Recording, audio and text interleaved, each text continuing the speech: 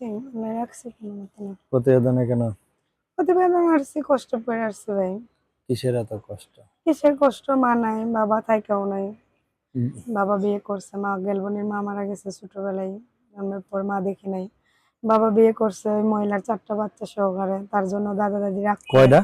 ৪ টা বাচ্চা সহকারে একটা মহিলার বিয়ে করছে।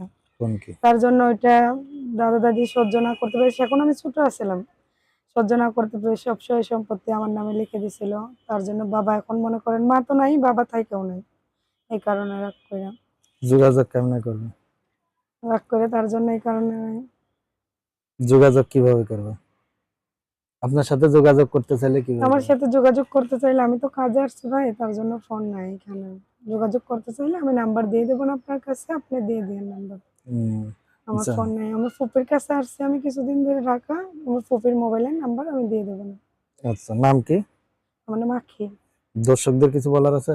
দর্শকদের বলার আছে ভাই, আপনারা যদি আমার পাশে থাকতে পারেন ফোন দিয়ে, অসুবিধা নেই, কথা বলো, কিন্তু ভাই কেউ আজে বাজে কথা বলেন না।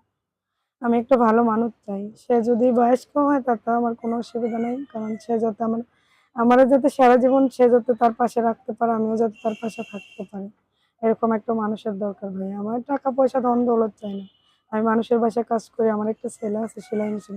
সে যদি আমার পাশে থেকে আমার একটা সেলাই মেশিন দেয়, আমি আমার বাচ্চা নিয়ে ওটা নিয়েই কাজ করবো মাস গেলে। তার কাছে খাওয়ান খরচ কিছুই চাবো না। সে যদি আমার পাশে থাকে আলহামদুলিল্লাহ।